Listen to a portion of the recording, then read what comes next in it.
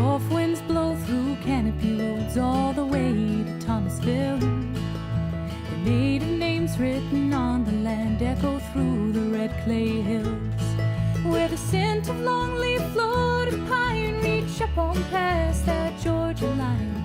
Stroll through Tallahassee town or southern Appalachia bound. Take the local routes and journey down the roads we call our home.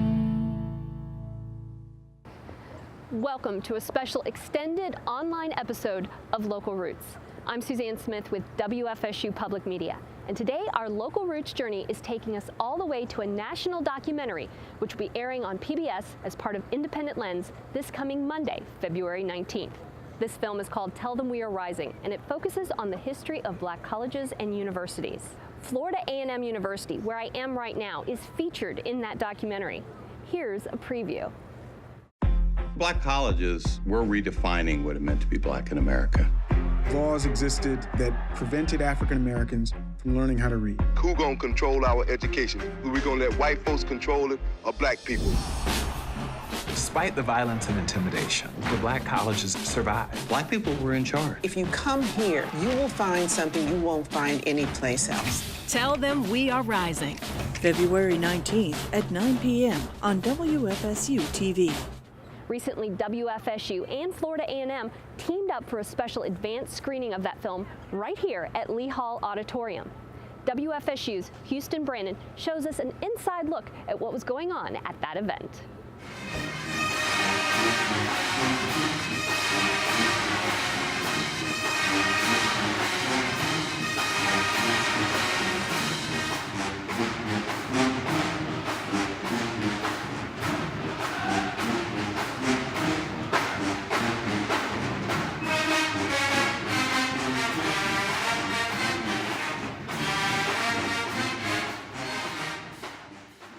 I'm really, really overjoyed to be here. I'm very excited to see how people respond to it here, especially because there's a piece of the film that is about FAMU. So I'm excited to see how people respond.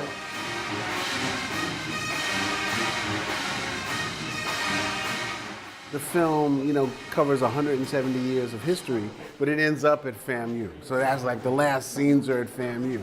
So I'm interested to see, the audience reaction to that.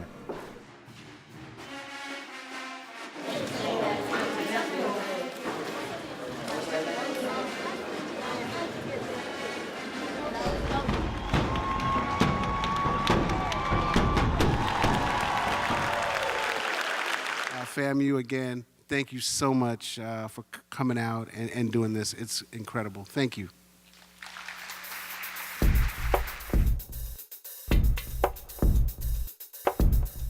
Thank you all for joining us this evening. Thank you.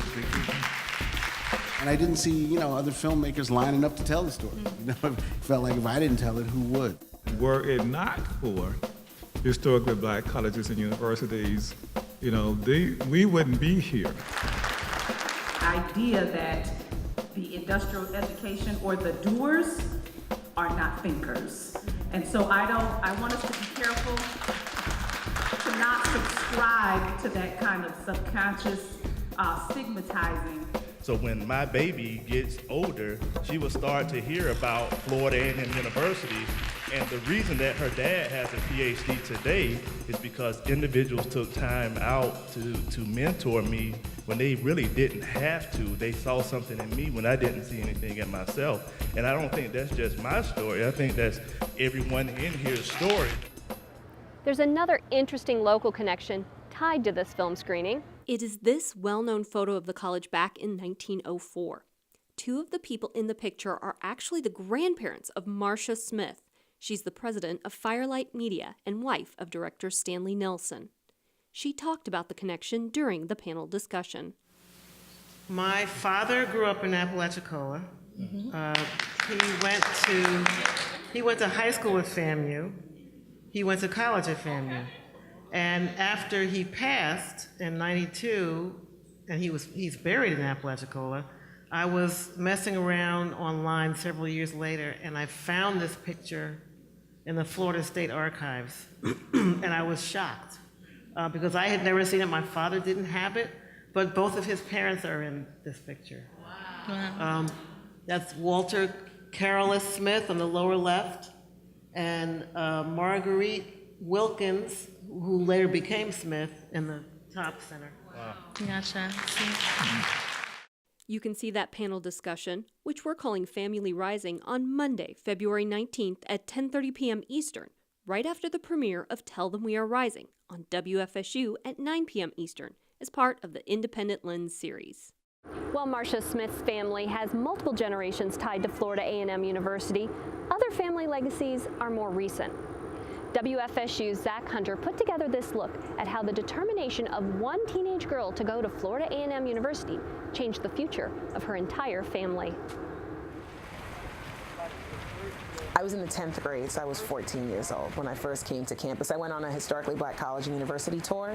We went all the way from New York, all the way down to the Tampa area, and then came back up. So we saw like 20-something schools, and FAMU just emerged as the beacon of lights for me. I mean, it was life-changing, literally. I don't even think I'd be sitting here as professor at FAMU if it wasn't for that one college tour. So I always tell people, like, you never know what you'll expose your kids to that could wind up being that seed that trickles down later in their life. I knew she was going to be young getting out of high school. It was our thought that she would wind up going somewhere in the Northeast because that's where we lived. And who sends their children 2,500 miles away to go to college, particularly at that age? Never in all of my dreams did I ever think that she would land in Tallahassee, Florida, at Florida A&M University.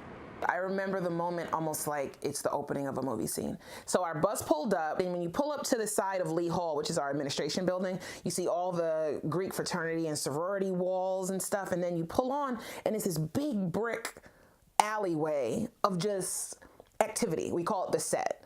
And I just saw all these people out, and then the quad is right there, and the library was here, and the sun was shining, and the grass was green, and everyone just looked so happy. I'm like, people are this happy to be in college?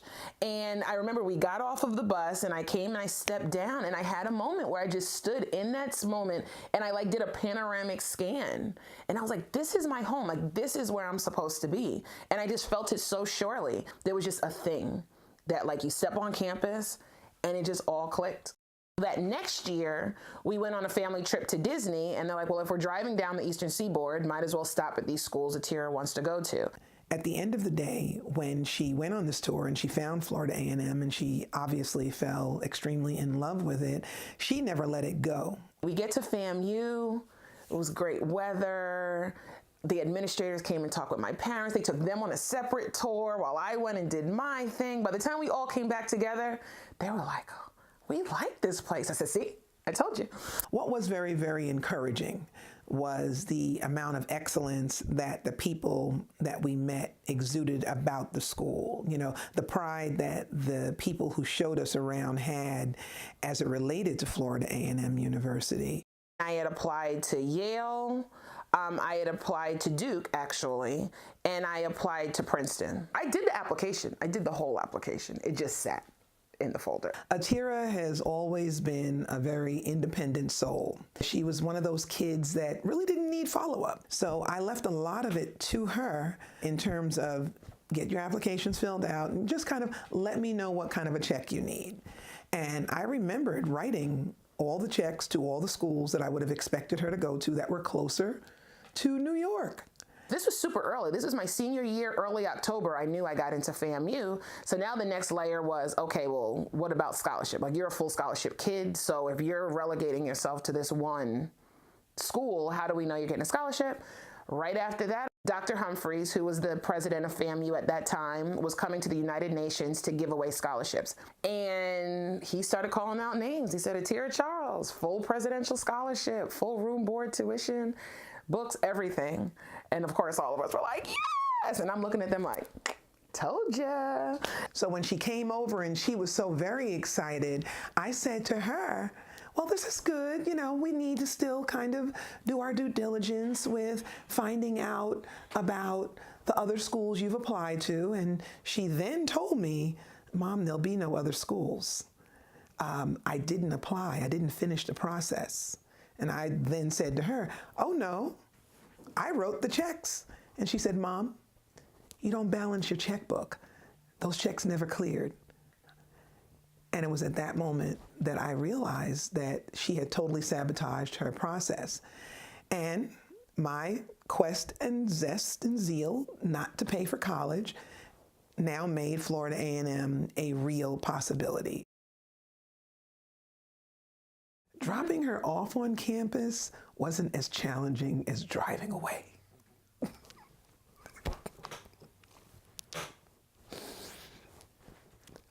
We were your typical parents, out at the stores, buying more than she needed, making sure she had everything under the sun, to duplicate her wonderful life in New York.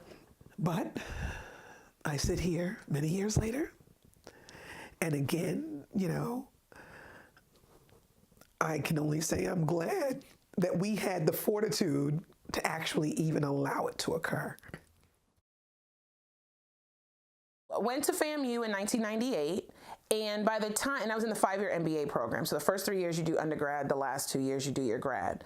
By the time I was starting grad school, my brothers were living in New York with my parents, and my parents kept calling me saying, oh, Tony, of course, straight A's in school, but he's not necessarily finding his fit, in this school. So one day I said, Mom, just send him down here to me. And that sounded totally crazy, of course, because at this point, I'm like 19, 20 years old, saying, send my 9th grade brother to live with me.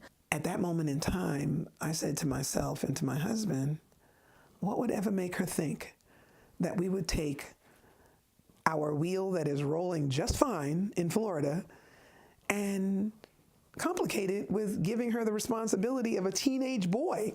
She talked to Tony, and I guess they had their own plan and play with it. And, we were like, okay, this might be something we could think about.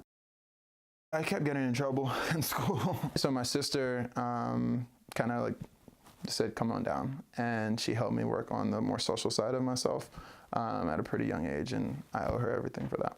There's one day, Tira had me come on campus to sit in class with her. Just getting exposed to that in 9th grade, mind-blowing. And I'll never forget that day. I think that being around that collegiate energy all the time and seeing nothing but people who look like him succeeding and achieving, I think that had a major imprint on him as a 9th grade kid. If anyone is honest with themselves, Florida A&M, hands down, is probably one of the best experiences that you can go through at 18 years old. It was the first place that he ever spent more than 1 year. And he graduated from Florida A&M University. So that in itself, in the life of Tony, was major. We did not know where Amir was going to go to school. A lot of the, high major schools were looking at him. A lot of the D2 schools, and definitely a lot of the D3 schools were looking at him. So we didn't really know where he was going to go. I initially got a full scholarship to Wesleyan University in Connecticut, a liberal arts school, and I was there for a year, and I was playing basketball. And then seeing my brother go to FAMU, interacting with him and his friends, interacting with friends that I've made through them that go to HBCUs, and kind of just hearing and seeing their experience, and to see them strive together and succeed together, I kind of felt like I was out of the club. I eventually came home for Christmas one year. I was more so trying to convince myself why I shouldn't go to FAMU. That's what that Christmas was like for me. We were very happy about him going to Wesleyan. What we didn't know was that he wasn't happy. And there was a look in his face and a tone in his voice that spoke to us when he came home that Christmas. And that was when we just kind of said, you know what, you just come home. And he walked away from a $250,000 scholarship at Wesleyan University back to Florida A&M. Ultimately, we came to this conclusion that there's whatever you're going to be in life and whatever you're going to do in life, it's ultimately going to rely on you. Whatever you put in is what you're going to get out. And that's what they kind of baked into me. And then they showed me through their own experiences.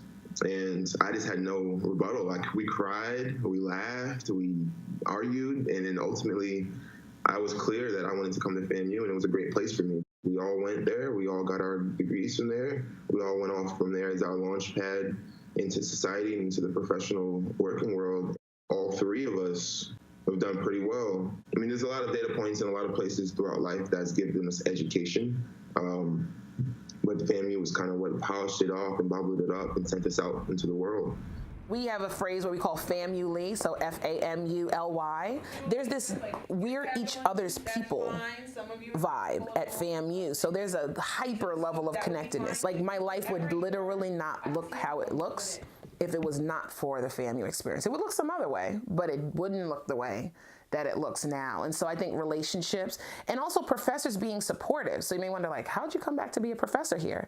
Because I had models of mentors that said, hey, you know, Anteri, you always have all these questions, you're inquisitive, you like to speak. So I basically became an apprentice to faculty members and administrators that were here. Those were the people who said, no, Anteri, I think this is your route. And I'm just so glad they did. Even now in my personal life, like I always feel like I'm like a centrist. I'm more of like just me, and I feel like there's so much to learn from everybody. So they put me over the State of the Black Student Summit, and I built this like super diverse panel. And then it was a special moment for me because it all came full circle because I got to say thank you to my sister. And, you know, I got to put her on the panel. The serendipitous part about it was that, you know, she was the person that exposed me to FAMU. And this was my senior year, April. I was about to start at JP Morgan. It was just cool to say thank you, you know? And obviously she crushed it. I think she's the next Oprah. But, you know, that was, life came full circle for me then. And so FAMU, yeah, just like it's an emotional connection to that school. I think for me, FAMU is a magical space. And I think people that don't go to FAMU don't fully understand it. And I think my emotion is coming from being a professor now and having like 19, 20-year-olds who are just like thinking that, oh, this is just college, and they don't even realize like what's happening for them now. And so when I see students that may not be reaching their potential or maybe undercutting themselves, it's like I get mad at them at a different level. I'm like, if you just do what you're supposed to do you realize what can happen for you? And so I think my emotion right now is connected to knowing how the magic has worked for me and my family, and then also seeing hundreds of students every day, knowing that it can happen for them and just wanting it to happen for them really bad. And I think that circle and that cycle. And, you know, when I think about Dr. Humphreys, most of my mentors, he motivated them to go get their PhDs when they were students. And then they motivated me to go get mine. And now I have students I work with and I motivate them.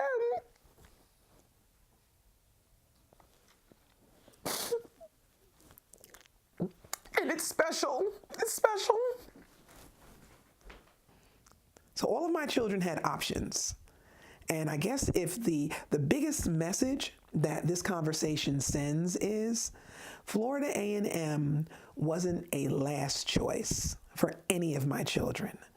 Florida A&M was actually a first choice for my children. There's a lot of emotion and history tied into the legacy of Florida A&M University. For the couple in our next story, their journey to graduate from Florida A&M has its roots in the past, but it's true love that brought them both to Tallahassee to live their dreams. My name is Leah Moore. I am a Florida A&M graduate from the College of Education, class of 2017. I am a full-time pre-kindergarten teacher at Bond Elementary School in Tallahassee, Florida. My name is Dorian Moore.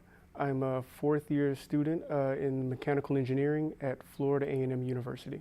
We've been married 8 years. My father's family is from Tallahassee, and they grew up right across from Florida State.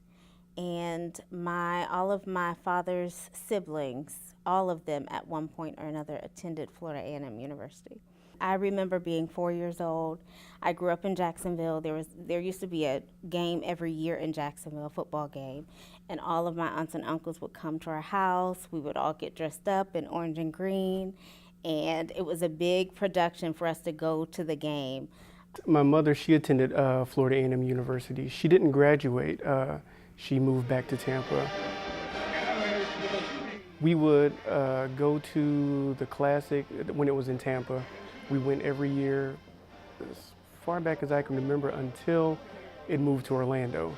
But it was just Florida A&M was the band, and the football team, that was it. When I first graduated high school, I went to Tennessee State University.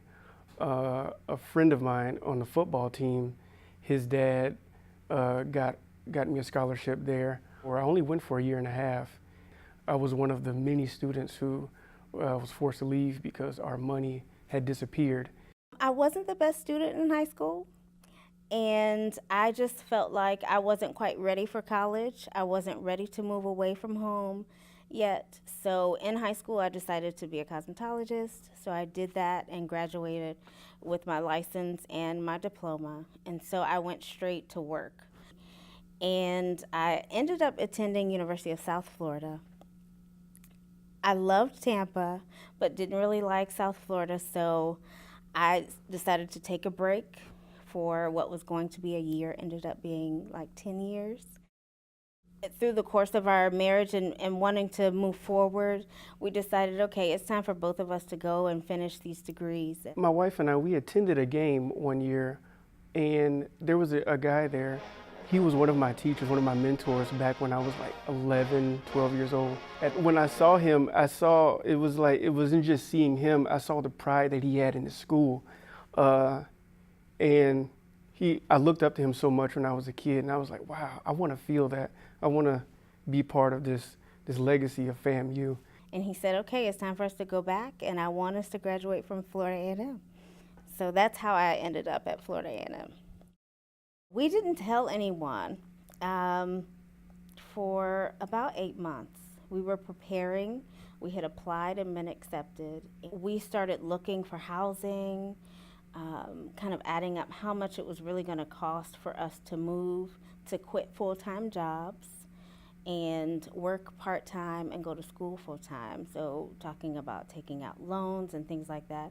And preparing mentally to be back in school, to not be working full-time every day and let that be like our main focus. So preparing to just kind of lean on each other. I was 33 years old when I went back into a classroom with 17 and 18-year-old freshmen. Before my husband and I moved to Tallahassee to go to school, we taught Sunday school, and one of our Sunday school students was in my class. And so it really felt, I really felt old. I did. I felt old. It was weird, and it was even more weird when they found out how old I was. No one believed me. I had to actually take out my driver's license and show them that I was born in '83. It's a lot sometimes, and to have her there makes me want to keep striving to do better. I joke that I'm his cheerleader for life, but he really has been my cheerleader. On days when I felt like, I could not make it through another class, another paper, he's always been encouraging, and I can't imagine doing it without him. I don't know that I would have made it through. In a college love story sense, I hear people talk about, I met my FAMU king on the hill. Yeah. I met my FAMU queen on the hill. Well, I came with mine. Right. And for us to be able to have this journey together is something really special as far as a FAMU love story. But as a couple, just to be able to go through such a big milestone together as adults, not as young adults, but as adults where we've lived life together. And it's very unique to me. And that's why I'm glad that this is our FAMU story, that it's a unique story for us, that he was the one, after all the family history and all the cousins and uncles and aunts, that he was the one who got me on the hill. So that's what makes it special. It just makes it so much better. I don't think I'd want to be here with anyone else, actually. All right. Good job. Thanks. There's a special legacy of education that began with the founding of Florida A&M University and continues to this day. It became especially important during the era of segregation. WFSU's Mike Plummer brings us some firsthand memories of primary education for blacks during that time and the impact FAMU had on its students and its teachers. Blacks had a passion for religion and education. In 1887, the State Normal College for Colored Students was founded in Tallahassee. Over time, it would finally come to be known as Florida Agricultural and Mechanical University in 1953. Florida A&M University would prove to be an anchor to Leon County's black community, and it would have a dramatic impact on the lives of African Americans during decades of segregation. Leon County had more plantations than any county in the state of Florida. It was 70-something. So after slavery, there were 52 one-room Negro schoolhouses that sprang up all across rural Leon County.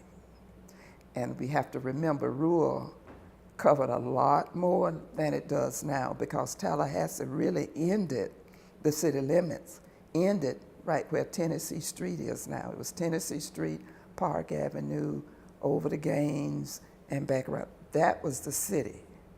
Robert Crawford Jr. and Dorothy W. Henry are both products of those small rural schools. Rainey is basically all I knew. That was the first school that I attended, which, if my calculation is correct, was in 1954. That's when I began in the first grade. My older sister took me to school with her. At the time, I was 3 years old. And she would take me and sit me in the corner because my mother couldn't keep me at home. So she would sit me in the corner, and they would give me books and crayons and whatever. So when I got 5, they put me in first grade. And I attended Rock Hill for first, second, and third. And in the middle of the year, they closed Rock Hill School down, and they transferred everybody to Barrow Hill School, which is located at the corner of US 90 and Miles Johnson Road. Many of the schools actually started in churches, and then later on they built the schools. In some instances, there would be church on Sunday, and during the week, the church was the school. So they were almost intertwined, and you had the same people involved. The pastors were teachers, the mothers of the church were teachers, the deacons, the superintendents of Sunday school. So it was like, again, back to the very beginning, like an enclave, a family of people who knew each other, knew the mission, knew the goals, knew the objectives, and they were all pulling together. You got to think about everything then. Everything was segregated, including the buses, the schools, the games. There were no, and we didn't have black students going to an all-white school. It was like, this is all we have. This is what we have. Of course, we didn't know anything different. I mean, hey, I came up in this situation where, I saw the signs, colored and white only. I mean, I experienced that. I experienced having to go to the back door, I felt that with me growing up and attending the rural schools, I felt that I could relate to the kids who were attending a rural school, because there were teachers that helped me material-wise or whatever. I could pass that on. Both Robert and Dorothy went on to be educators. Dorothy first taught at Rainey, the one-room schoolhouse that Robert had attended as a child. There was a closeness among us, and education and religion were very important. I remember my mother would always say, if we started talking about, when I move out of town or when I get married, right away she was saying that will be after you get your education. And we knew what that meant. That didn't mean middle school, didn't mean high school. That meant when you get your college education. Now mind you, they were not, my parents, 3rd grade completers, 10th grade completers. But their insistence was that their children would do better. And so we were all students at Florida A&M University, and that's where we got our higher education. And really that sort of prevailed throughout neighborhoods. I went to FAMU and I graduated, and when I went to work, I also went back to graduate school. And most teachers also spent their summers going to FAMU to improve themselves.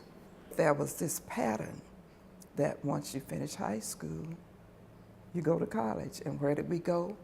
We went to the HBCU in our community, which was Florida A&M University. That was the only choice. It was a good choice, I will quickly say, because it led to many of us becoming the teachers, the doctors, the pharmacists, the whatever.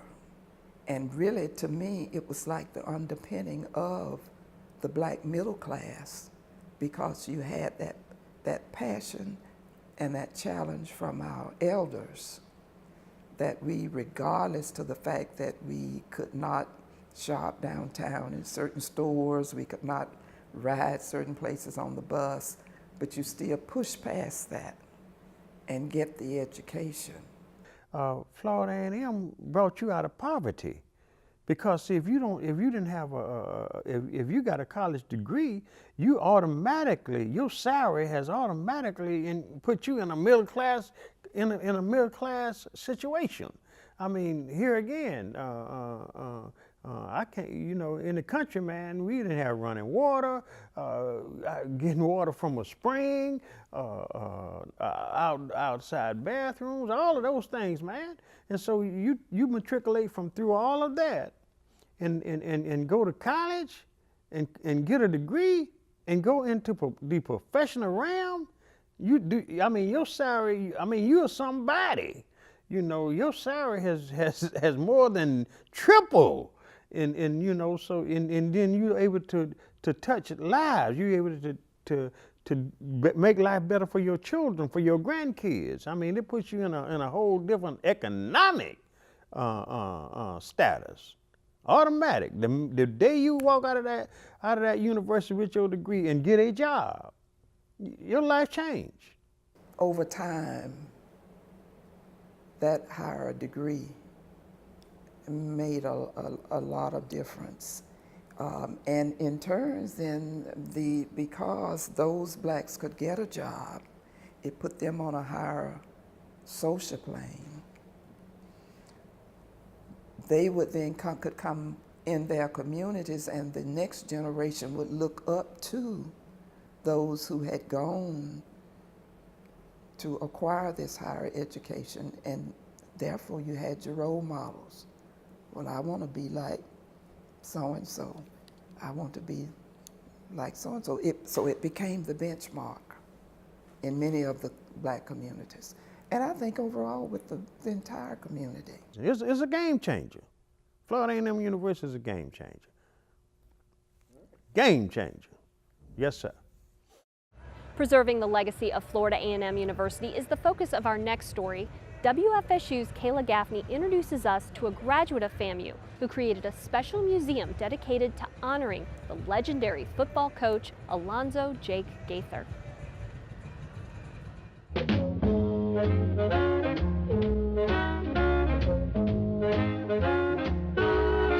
My name is Cornelius Jones. I'm a local contractor here in Tallahassee, Florida. My relationship to this house, the Jake Gaither house, purchased the house on a tax deed sale, not knowing it was Jake Gaither's house. I just knew he was a famous coach. Coming to Florida A&M in '88, all our basketball games were played in the Jake Gaither gym. We used to sneak in the Jake Gaither gym at night, 10, 11 o'clock, midnight, to go play basketball, pick up basketball. The community center, Jake Gaither Golf Course. He's one of the famous coaches in the world at Florida A&M University. When he retired in 1969, Coach Gaither had earned an amazing record of 203 victories with only 36 losses. He had 3 undefeated seasons and in 12 other seasons won all but one game. Only Alabama's coach, Bear Bryant, has approached Gaither's victory percentage. I mean, couldn't believe it, first of all, that I was lucky enough and fortunate enough, the Lord blessed me to even stumble upon this house. When I entered the house, I saw all the pictures and photographs of the coaches Hansel Tooks and Jake Gaither. And to see all the pictures with Jake Gaither with the governors from the 40s all the way to the 70s is, quite amazing, especially during segregation.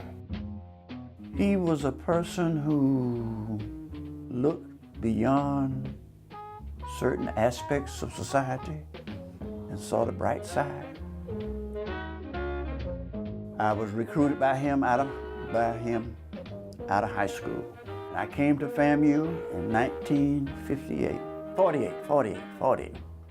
He was like a father figure to a lot of us, or to most of us. You played against a tough team. You had everything that we could want in a great football team. Blood, sweat, and tears. Well, the first time I met Jake Gaither, I was a, 17, 18-year-old boy. Coming out of high school, out of Jacksonville, Florida, Stanton High School. My high school coach introduced me to Gaither, and I can vividly remember my high school coach telling him that you won't be sorry that you give this boy a scholarship. He will not coach you, no problem. He will get his lesson, and he will be responsible for you. And he will play good football for you. You just give him a chance.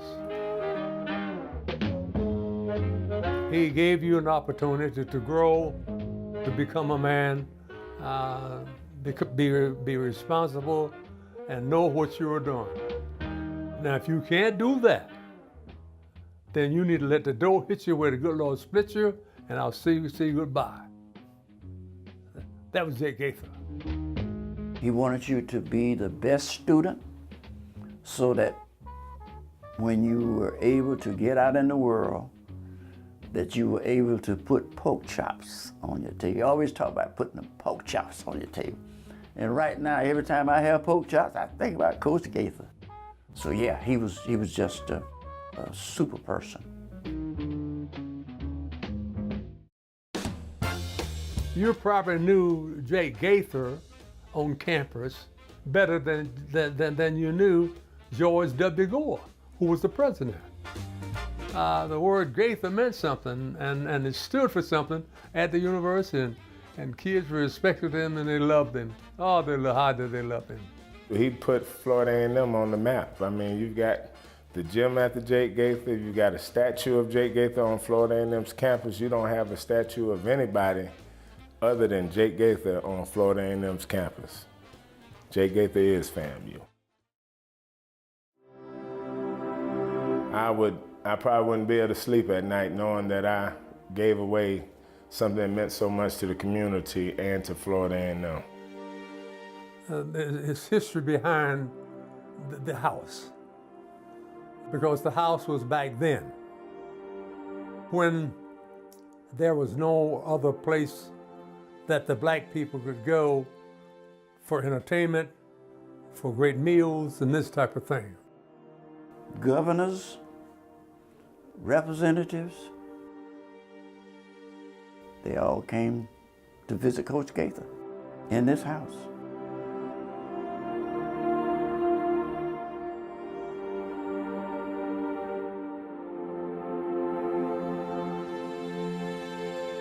I mean, you'll see pictures of the house. It was a drug house. I mean, it was like they got high in the house. In every room, it was trash everywhere. They had a raccoon nest up in the ceiling when I tore out the ceiling. I mean, everything. I had to restore everything. Here I am 3-4 years later and turned it into a museum. It's on the National Register, and it's under a 501c3. People are here daily that thank me. They see me in the paper on the news and they want to thank me and say, oh, you're the guy that owns the Jake Gaither house. And so, yeah, daily people thank me. They're happy that it occurred. And they were wondering when somebody was going to take that responsibility. And certainly the person who did is a person to be recognized for being the one who was responsible for the efforts to get it where it is. It's unbelievable. I was just looking through some of the books and magazines and see how well things have been preserved for all these number of years. Now, you know, we're not talking about just yesterday. We're talking about things that I'm looking at things that happened 50 and 60 years ago. When I think when the young man is through with doing what he's trying to do and want to do with it, it is going to be unbelievable. It's going to be a great place for the fans and especially for the young people who did not know the Jake Gaithers in person to come and see what this great man was all about. He helps so many kids to grow up, to be men, like I am a man today. And it hadn't been for Jake Gaither or Coach Gaither, I wouldn't be sitting here talking to you today. My memories are very valuable to me, and through the years I like to think of certain boys in certain situations. He is definitely needed now, you know, with all that we got going on in the world. I mean, it's important so that my kids, your kids, and people will know who Jake Gaither is. You got to know your history before you can move forward. And I think it's important that, especially as a black community, they realize, you know, what Jake Gaither meant to football and as well as a person, a human being. You can learn more about the museum at jakegaitherhouse.org. There are many stories about the legacy of Florida A&M University. You can also share your FAMU or HBCU story in a special digital yearbook created by the filmmakers of Tell Them We Are Rising.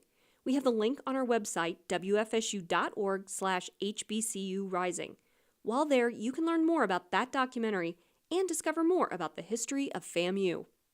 And remember, you can see Tell Them We Are Rising on WFSU and Independent Lens Monday, February 19th at 9 p.m. Eastern.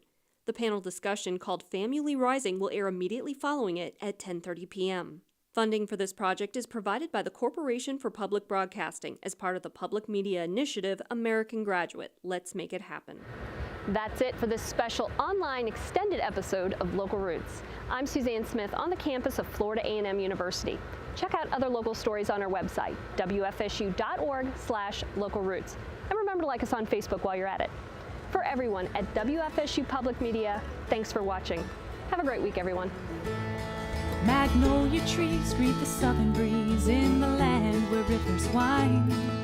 Seeds that spring up from the past leave us treasures yet to find.